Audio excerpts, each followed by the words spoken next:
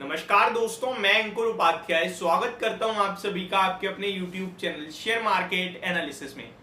एक स्टॉक जिसके बेहद खराब नंबर आते हुए दिख रहे हैं और जब खराब नंबर आ रहे हैं तो ये स्टॉक आप सभी के साथ में शेयर कर रहा हूं। इस स्टॉक में शेयर करने के पीछे के दो बड़े कारण है। पहला, फ्रेश एंट्री मत लेना, दूसरा एवरेजिंग मत करना।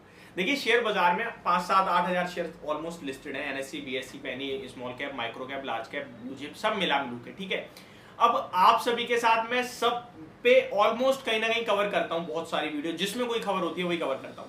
अब जब खबर कवर कर रहे हैं, न्यूज कवर कर रहे हैं, इसका ये बिल्कुल मतलब नहीं है खरीदना है या बेचना है, वो आपका ही डिसीजन हो सकता है। मेरी तरफ से जब कोई बाय सेल तो वो मैं वीडियो में शुरू करते ही बताता हूं।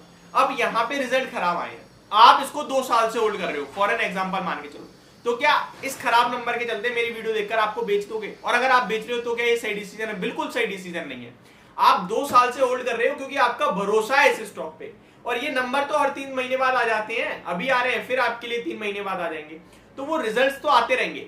लेकिन जो बंदा शेयर बाजार में नया कूद रहा है, नया आ रहा है, वो हम लोगों की वीडियो देखता है, फिर उनको सही गाइडेंस देना बहुत ज्यादा बड़ा फर्ज बन जाता है हम जैसे लोगों का, इन्फ्लुएंसर्स का, बिजनेस चैनल्स का, एनालिस्ट का। जो आप पढ़ रहे हो वो सही रिपोर्ट निकाले, अदरवाइज बहुत कुछ चल रहा है शेयर बाजार में, बहुत कुछ हो रहा है, आपको पता ही है। तो यहां जिस स्टॉक के नंबर आए हैं उसका नाम है टीवीएस इलेक्ट्रॉनिक्स लिमिटेड। इस कंपनी के नंबर्स मुझे बिल्कुल पसंद नहीं आए हैं, आपके साथ शेयर कर रहा हूं। आपको पसंद आ रहे हैं नहीं आ रहे हैं वो आपका डिसीजन है।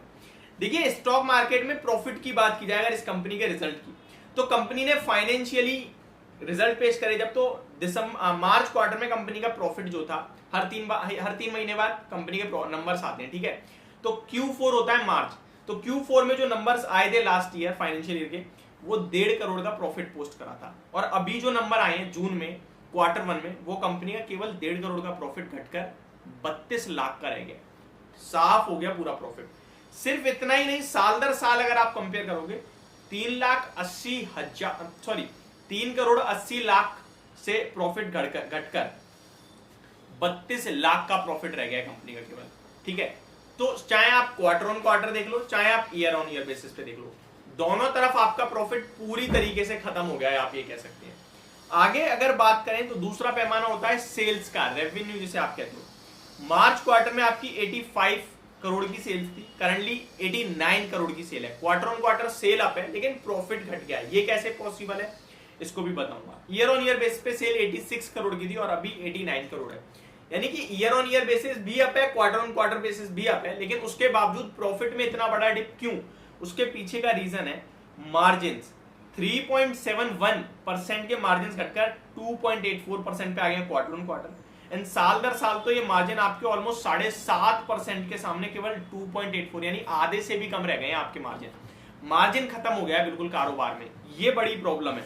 एक और चीज मैं आपको बताना चाहता हूं, कंपनी का जो लास्ट क्वार्टर में 1.5 करोड़ का प्रॉफिट था ना, उसमें कोई अदर इनकम नहीं थी। इनफैक्ट अदर इनकम में -13 लाख रुपए थे, उसके बावजूद 1.5 करोड़ का प्रॉफिट था। करंट क्वार्टर में 32 लाख का प्रॉफिट है, उसमें भी 47 लाख की अदर इनकम है। तो ये नंबर्स बेहद खराब है, बेहद खराब। अगर मैं अदर इनकम एडजस्ट करूंगा तो लॉस में आ गई है कंपनी, आप ये कह सकते हो, बट अदर इनकम एडजस्ट करने वाली नहीं है, वो नॉर्मल अदर इनकम है, तो वो इंक्लूड रहेगी। अब आगे बात की जाए कंपनी के स्टॉक की, तो स्टॉक का प्राइस 384 के लेवल्स पे क्लोजिंग देता हुआ दिखा है, 3.25% की तेजी के साथ। 716 करोड़ का मार्केट कैप है, करंट मार्केट प्राइस 384 है। 448 का 52 वीक हाई है, 212 का 52 वीक लो है। बुक वैल्यू 50-55 रुपए की है, रिटर्न ऑन इक्विटी 9% है, रिटर्न ऑन कैपिटल एम्प्लॉय 12% है, 10 की फेस वैल्यू पे स्टॉक ट्रेड कर रहा है। शॉर्ट टर्म में मुझे लगता है थोड़ी प्रॉब्लम रह सकती है नंबर्स के दम पर। टेक्निकल व्यू भी मैं आप सभी के साथ शेयर कर देता हूँ। बाकी अभी अगले 3 महीने के लिए नंबर्स के बाद स्टॉक ज्यादा ऊपर तो नहीं जाना चाहिए, ऐसा मुझे लगता है, तो फ्रेश बाइंग करके कुछ बनेगा नहीं। टेक्निकल चार्ट स्ट्रक्चर अच्छा दिख रहा है, तो ये थोड़ा सा डिफरेंट हो गया, मैं आपके साथ शेयर कर दूं। टेक्निकली स्टॉक का सपोर्ट लेवल 348 का है दूर का, और क्लोजिंग बेसिस पास में देखें क्लोज बेसिस पे तो लगभग 370 के समथिंग का स्टॉक में सपोर्ट है। ऊपर में दोबारा 414 जा सकता है अगर स्टॉक ने नीचे 350-345 ब्रेक नहीं किया तो।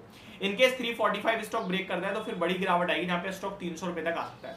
तो मुझे लगता है जिनके पास है उन्हें होल्ड करना चाहिए ट्रेंड लाइन के एसएल से, और ट्रेंड लाइन का एसएल बनेगा आपका 360-350 के आसपास का। होल्ड कीजिए, स्टिल इतने खराब नंबर पे भी अब मैं होल्ड कर रहा हूं क्योंकि चार्ट पैटर्न उतना खराब नहीं दिख रहा है।